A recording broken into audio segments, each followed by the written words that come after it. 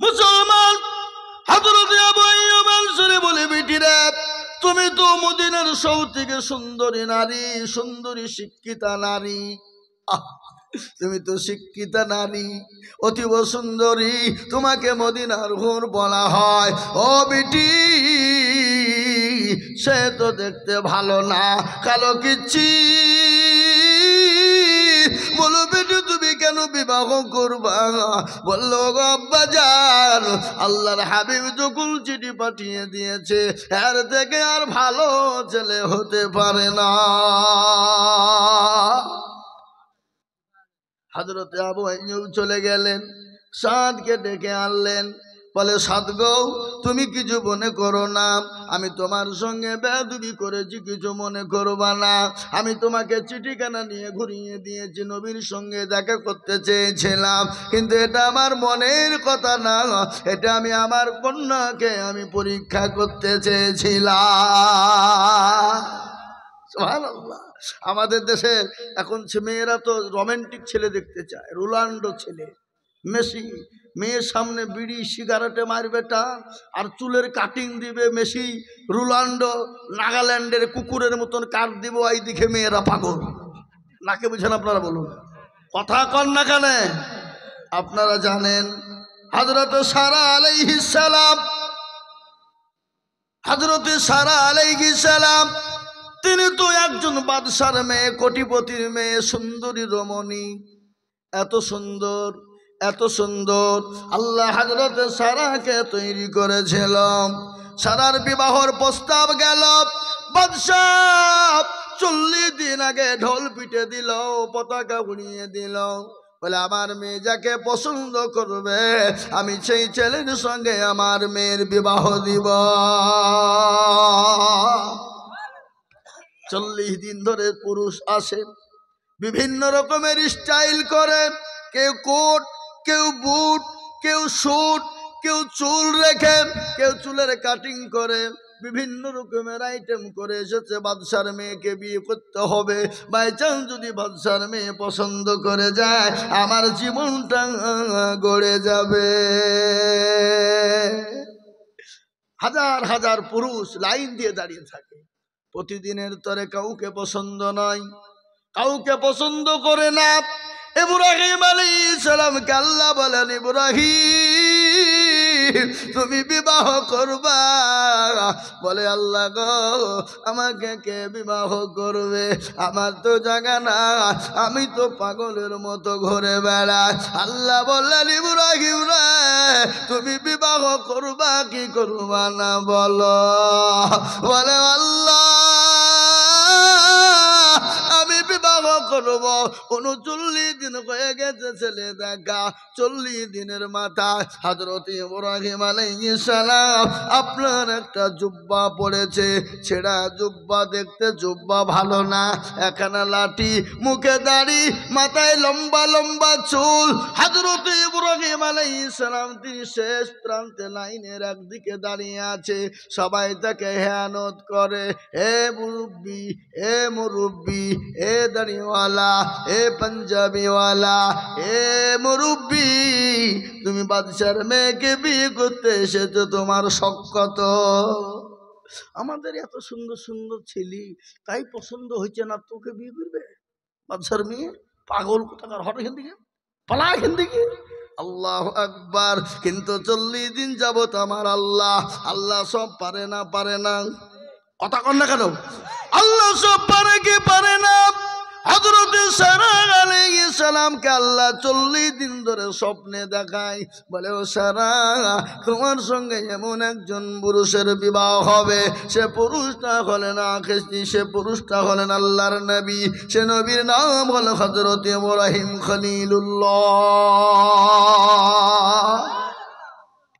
স্বপ্নের মাধ্যমে এবার মহিলা সারা আলাইহিস সালাম আব্বাকে ডাক দিয়ে বলেন, আব্বা হুজুর, কি হলো রে মা? আজকে আমার মনের পাত্র আমি খুঁজে পেয়ে গেছি, আমার চলে এসেছে। বাপ তো আনন্দিত, আনন্দে আনন্দিত। খুশি খুশি হয়ে গেল। ও মুসলমান দরদি শুনেলেন, সমস্ত পুরুষরা আপনার লাইন দিয়ে দাঁড়িয়ে আছে। শেষ মাতা ইব্রাহিম আলাইহিস সালাম, তিনি একা লাঠি হাতে করে তিনি দাঁড়িয়ে আছেন নিশ্চুপ মুখ করে। আর যে পুরুষের কাছে যায়, এক একজন এক এক রকমের কায়দা দেখায়।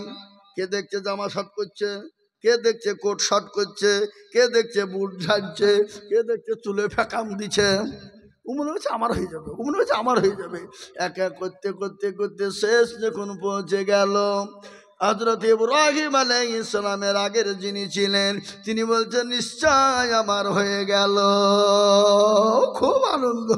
সর্বপ্রথম হযরত ইব্রাহিম আলাইহিস সালামের হাত কানা গিয়ে বিবি সারা আলাইহিস সালাম ধরে নিলেন। বলুন আলহামদুলিল্লাহ, জোরে বলুন আলহামদুলিল্লাহ।